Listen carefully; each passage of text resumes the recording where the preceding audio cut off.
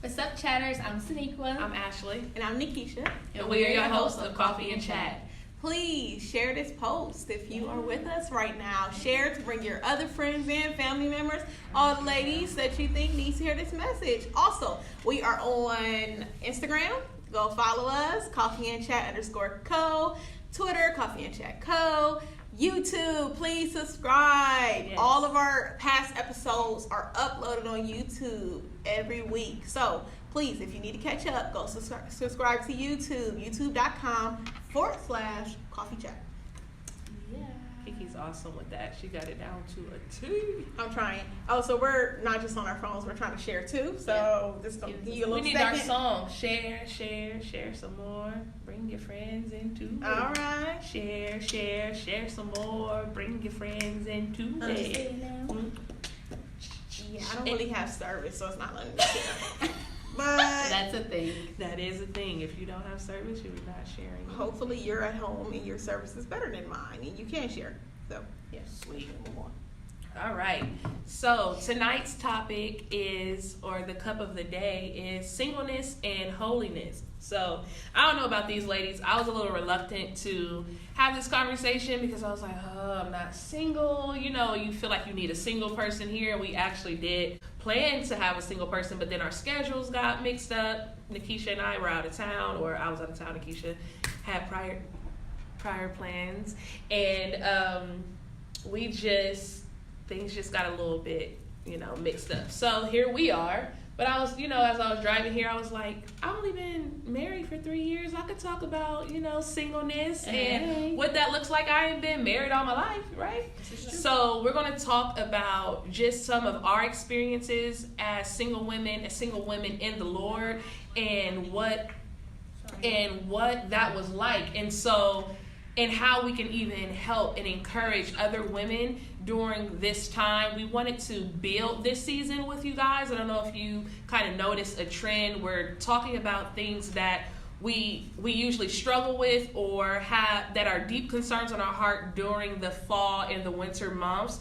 And so with that, it's cuffing season. Yeah, it's cuffing season. I think we talked about that. Like, people really do have a desire to get booed up and have a desire to be in relationship. And I know also a lot of people deal with loneliness during this season too, and depression and all of that. And so coming off of the last topics, we were talking about breaking no soul ties. And so from there, we want to start encouraging those women. So we can start off, and I really just what I wanted to ask today was, what was your experience like being a single woman, and like a single woman in the Lord? And like, tell us the good stuff, like the struggles or the, whatever you went through. Like, let us know. Give us that deep, good stuff about singleness. So to me, singleness isn't easy, especially when I just feel like every guy that I would see would be like a potential quarter. You know what I mean? You just want to know. Right. That's my husband. I'm no joke. I mean, I'm serious. I'm serious. Like, it wasn't like I just had a lot of male friends that just were serious, like just friends. You know what I mean? Like, a lot of times it was something in me that was like, I wonder if we going, not even marry, but just date. You know what I mean? It wasn't that I was naturally just getting to know men and just keeping the relationship as friends. You know what I mean? I just always, in the back of my head, was like, he cute. You know what I mean? Type of thing. And, then we would start talking and kind of grow from there. So when I really decided 100% to be like, you know what, I'm not about to date anybody, and I'm just going to journey with God. It wasn't easy. It wasn't an easy decision, or it wasn't an easy thing to do, especially when you just grow up thinking or wanting to be in relationship with people. And so I just went through like a shedding of like, nope. I mean, we talked about it last week, or 2 weeks ago rather, where I just started like deleting people out of my phone, I didn't want to have male friends in any way, shape, or form. And I beefed up on, you know, my homegirls and, you know, hanging out and that sort of thing. And then it was like the call to go deeper, you know what I mean, with God and getting in my word and staying surrounded by people who were at church or, you know, becoming very active, whether it was in choir or Little Diamonds or keeping myself busy with discipling others, you know, and that sort of thing. So that's kind of sort of how it started out. What about you? I don't know. It's weird because I didn't personally have the thirst factor. I don't know if that's what I want to do. Oh, you trying to be thirsty. She low-key just called me thirsty. You know, Kiki, she was like, Lord, take it away, and if you don't, this is what we're doing, you know, so. That's kind of, yeah, like, prior to Christ, I hopped around so much that, like, this was so new that I enjoyed it. I was just like, yeah, like I can do this. It's cool. Which I literally wasn't thinking about anybody like that. Now I think I did have a few situations where people I saw on a regular, like the church folks I saw on the weather every now and then. I like look at a guy a little differently, but then it was like. Then I would quickly find something or reason that I'm just like, nah, that ain't gonna work. Like, I'm pretty sure I had like even with my husband. I was like, once we actually started dating at one point, I was like, yeah, I don't think it's gonna work. I'm like, I had lined up our resumes. He was like, that Christian girl. Like, nah, like, you know, this is not gonna work. You know, we just, it's not gonna work. You know, so, but I will say I did battle internally a lot because I did so much. I was just indulged in so much sexual immorality. I really had this like damaged goods effect where I felt like I wasn't deserving of a relationship, you know. And if I did have a relationship and it was a man who was just as promiscuous as I was, like, and came to the Lord, you know, like, because then he can understand. So when the Lord flipped that script on me and my husband with all his little pureness came into the picture, I was like, yeah, this ain't gonna work. Like, I don't know, like, you know, you probably want that girl, like, and I'm not her. So, I don't know, like, I don't know if I had a typical singleness journey. So I always say I was isolated a lot because I lived by myself, but I don't think it was for me, it wasn't a purposeful just trying to get away from people. I really, not to be deep, later, once I was married and I was like looking back, like I was longing for friends at times, longing to be closer to people, but it just would never work. Yeah. And I really think it was more of a God just setting me like that Saul to Paul 3 years in the desert, like, no, you're going to learn this word, you're going to learn me, you know, you're going to get it in you, and then I'm going to send you out. And then I think that was really me, where it was just like, I was just by myself all the time for real. Yeah.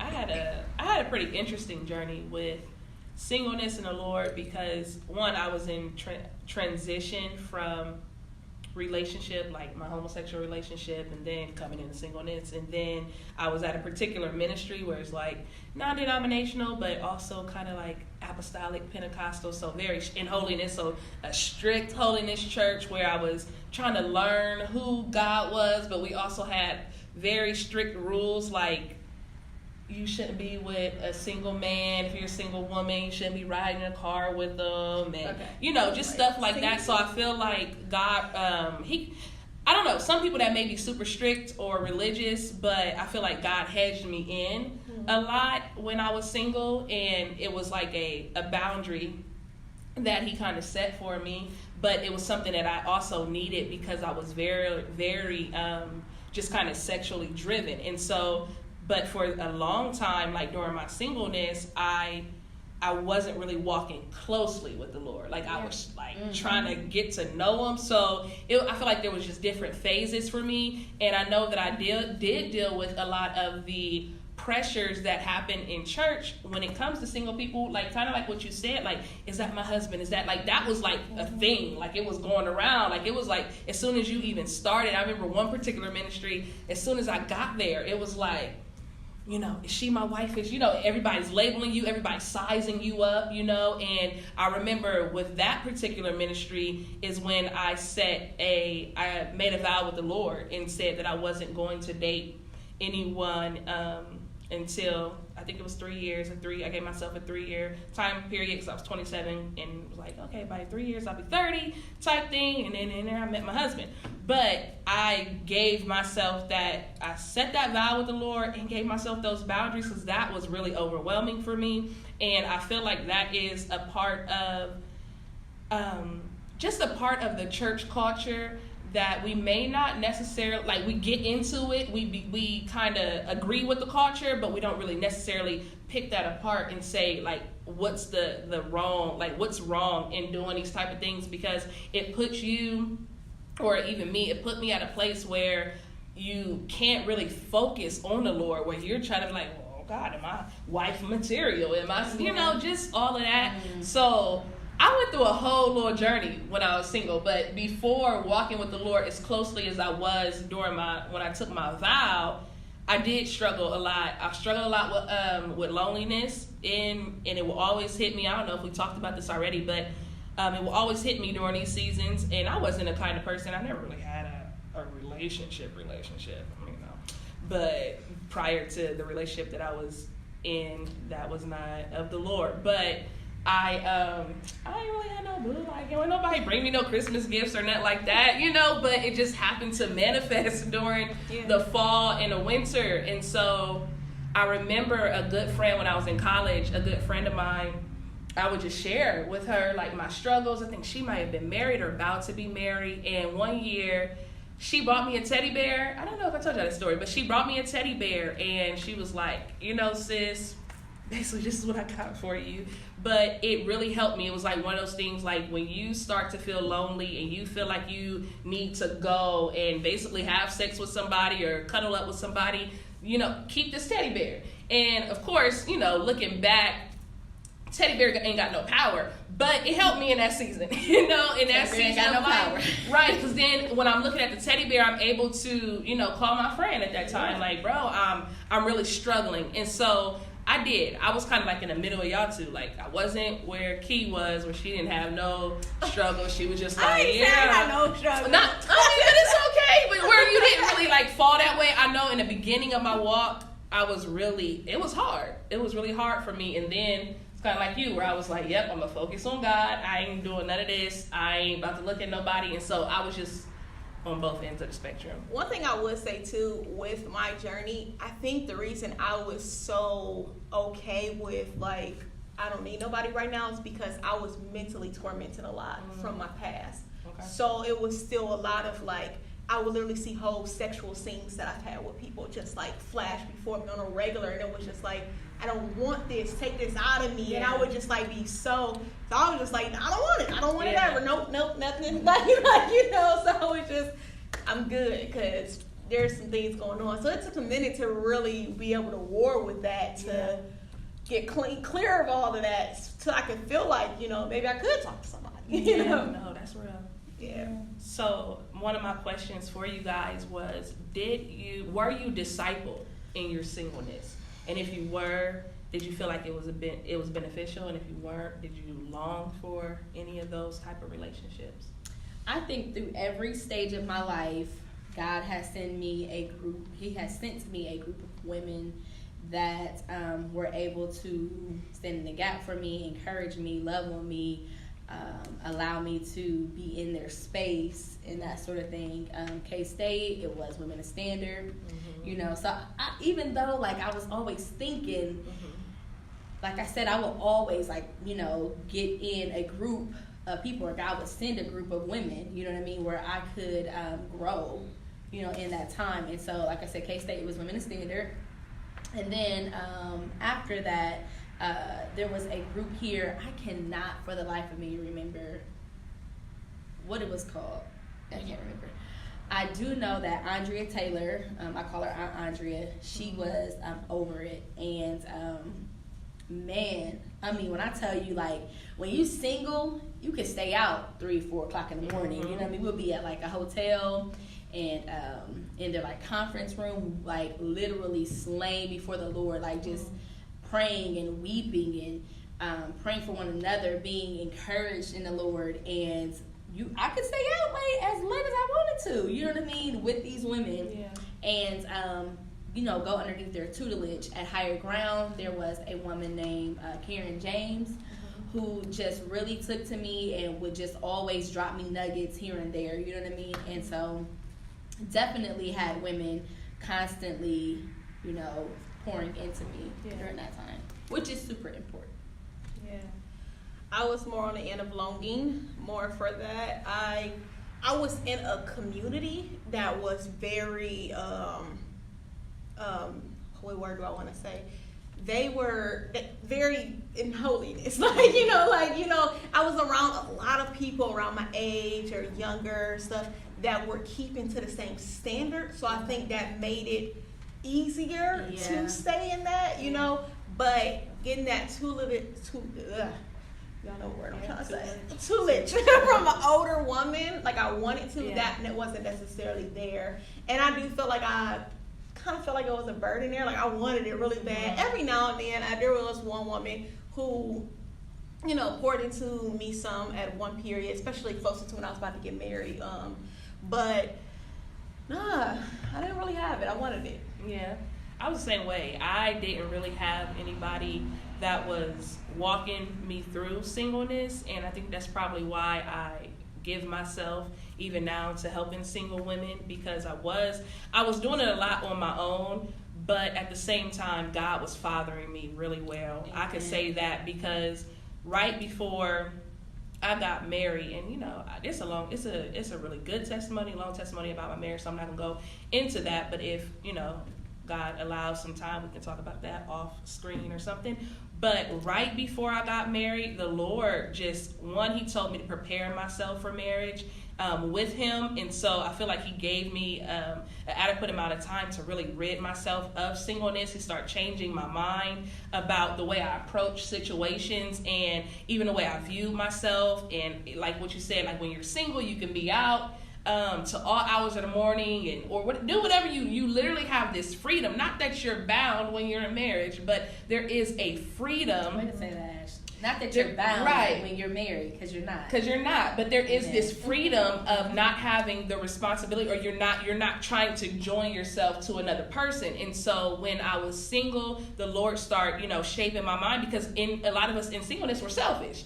And so you're not thinking about nothing else. And so He's like, I need you to start thinking, in this type of way. And so even when I didn't know who my husband was, He wanted me to carry myself as a wife and as a lover, and just the way that I dressed, the way that I carried myself in front of people. Everything was beginning to change. I remember I realized one time I was out with a group of friends and single women doing what single women do. And I think I was engaged. And they were like, oh, look at so-and-so. Like in your singleness, you can say, oh, look at Michael B. Jordan, or is it Idris Elba? You got your little choosy. You can do that when you're single. But when you're in a relationship, all of that stuff had to be cut out. And so I felt like the Lord was just showing me, like, you're going to have to let some of these things go, and you're going to have to let some friends go. You're going to have to change relationship dynamics. And at first I was like, a little salty, but really it was the Lord looking out for me. Amen. And so teaching me while I was in my singleness to have dove eyes for Him, to have a single gaze on the Lord, while teaching me to have a single gaze on my husband. And so I feel like it's really important to do that. And so I didn't have a woman that was constantly with me and praying with me and doing all of these things. A lot of times I found myself in a room by myself with my Bible and praying, but I could feel the Holy Spirit so heavily, so tangible, and He would lead me to the scriptures, and He would comfort me in seasons. And I just really had this tunnel vision, honestly, to the point where I didn't even want to get married. Like, I was like, oh, I gotta do, Lord, we good. Right, no, for real, like, we good. We can do this. But God really met me in those seasons. I really miss those seasons. But what I do is I give myself to single women. so that they can actually enjoy those type of seasons, and having somebody to go with them and talk to them about the deep issues of their heart. And because here's the thing about singleness, if you deal with sexual immorality in your singleness and you don't get delivered, you're going to deal with sexual immorality in your marriage. Marriage does not fix your sexual immorality. And so when you don't get that type of conversation in your singleness, you're going to be shocked to the smithereens. I don't know what the smithereens are, but you're going to be shocked when you go into marriage, like, oh, wait, I'm still thinking about this, and that, or I'm still struggling with masturbation, or I still have these flashes of different men or women that come, and I'm not casting those down. I'm actually meditating on them. So I feel like the Lord in my singleness was like, yeah, we're going to deal with all of that. And he got me together. Yeah, and I just want to say, I fell a lot in my singleness. Like, I tell people this, I feel like I was saved from birth. I know that sounds crazy maybe to some people, but literally, I was in kindergarten, like, I love the Cosbys and Jesus, okay? My mom didn't allow me to really go out in the world, but as saved as I knew to be, I feel like, you know, I've always had a close relationship with God. I was taught about God really early. But then I got to a place where just growing, like, I was just like, dang, I'm the good girl. Like, I just want to see what the other side of the tracks is like. You know what I mean? And I know. And even, you know, people say all the time, you can't miss what you never had. You know what I mean? But I was curious. I was so curious of this thing called sin and what people were doing. And, you know, I jumped out there. And I fell a lot. Like, I just wasn't, like, walking this straight and narrow path to Christ. Like, that's not what it was for me. There was a lot of repenting. There was a lot of, you know, casting down and fasting and praying, because I realized what was on the other side. I didn't belong. You know, I wasn't meant. God didn't create me to be over there. Not that he creates. I ain't gonna tap over there.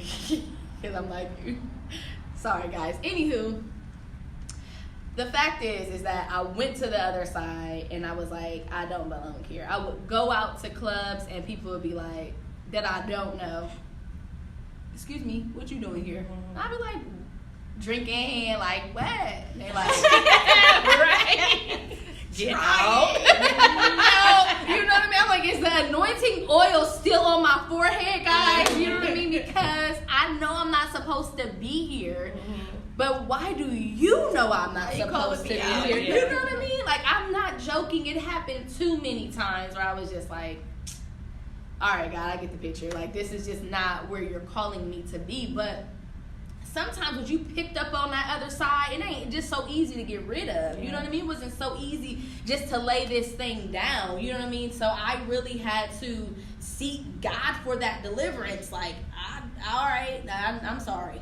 Help me, Jesus, please. But it just wasn't easy. Singleness is not an easy walk. We are in holiday season right now, and a lot of this is times that we gather with our families, and a lot of times your cousin is bringing her boo, or you know, the newly married couple is coming to dinner, and when you're single, you feel like, dang, when is it going to be my turn? You know what I mean? But when I tell you, it is better to wait with God than to just jump out there and pick any willy-nilly person to really spend this time seeking God, really enjoying your singleness, because there is some freedom. When I tell you it's some freedom, I'm serious. I'm a married woman. I love my husband. I love my children. But man, I read a post today that said, this 20 minutes in this parking lot by myself. No, for real. It's really a really good time to be alone with my own thoughts. You know what I mean? If you know that you are a headstrong woman, which I am, learning to submit to the Holy Spirit is incredible, because he will teach you how to submit to your husband.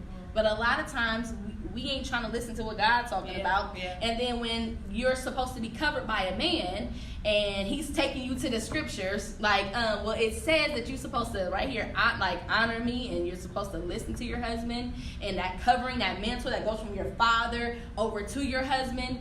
It's, bro, when you start getting really, really deep in them scriptures about marriage, singleness is a blessing. Yeah. It is such a blessing, but I think we've just been taught so much to get married, get married, get married, get married, get married. Wait on your Boaz. You know what I mean? Yeah, and not that he won't give you the desire, but right? Because I don't feel like there's anything wrong with the desire. I'm looking and hoping for a generation of women who are confident in their singleness, that they take the word that says, as a single woman, as a single person, period, your devotion is to the Lord. Yes. You know, because as a married individual, your devotion is to your husband or to your wife and how to please them. But as a single individual, it's to the Lord and how to please Jesus. Like, if we just meditate. I feel like in those 3 years where I wasn't looking, I wasn't caring if nobody was looking at me, I got a chance to really seek and please Jesus. And I mean, when I say I felt so much in love with him in those seasons, I was confident. I wasn't trying to wait on my Boaz, looking over my shoulder a little bit, like, well, maybe that's still him. That, you know, that wasn't my story. God really had captivated me, and I didn't even think it could happen.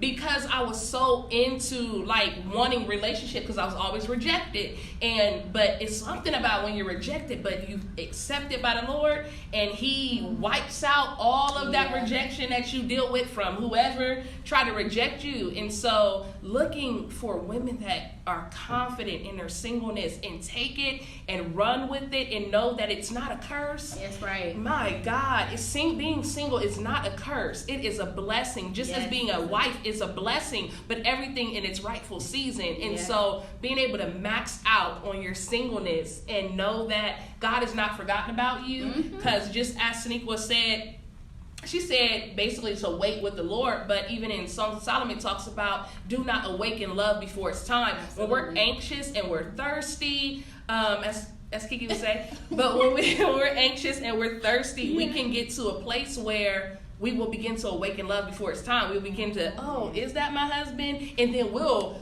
release ourselves and open ourselves up and even draw and manipulate someone into a relationship that is not ours, that's not supposed to be ours. And because we're Christians, because you hear that, like, well, he's saved and she's saved, so what's the problem? There is a problem. There is a huge problem. And if God is not ready for you to walk this walk out, you may find yourself stumbling in some areas, but because Paul talks about, you know, if he wished that all men be as him, just to be able to keep themselves, you know what I mean, to be able to walk this thing out as a single individual, because you're able to do so much more for God, you know what I mean, in devoting all of who you are. But a lot of times I think we get hung up on that. It's better to marry than to burn, and it is. But he can take that burn up on out of you if you get on your face and fast and pray. You ain't got to be burning. I mean, at the end of the day, you're going to continue to burn in all types of areas if you don't actually learn self-control. That's what it is. Like, you still have a desire of the flesh. You still have these evil desires that's going to come. Like you said, even in marriage, there may be a burning there if you don't learn how to submit yourself to the Lord. Submit your actual being, your whole body as a worthy sacrifice. Like, you have to learn how to submit that totally to the Lord. And honestly, the scripture she brought up used to fry me up when I was single. I used to read it like, I ain't nobody get in front of my Jesus. Like, I would be upset, like, not really understanding the scripture completely. I was upset, like, nah, I'm just not gonna marry nobody if you're talking about Jesus ain't gonna be number one. Like, you know, like, so when I got married, I definitely real quick learned what that meant. I was just like, oh, like, I actually really want to do things for this man. I actually really just kind of want to serve him. Like, I really actually don't want to hang out with my friend because I actually want to be up under him. Like, you know, like, this is, and I'm just like, this is weird. You know? And your desires begin to change, and you don't look at that scripture as if it's a curse. You know, you see it like, oh, I was pleasing. All I had was God, but now I have this man, and I get to please him, and I have to please him. And you see your union as that one thing. Now it's like, no, he didn't step in front of the Lord, but the Lord put another head of covering over me, and then he's still at that very top.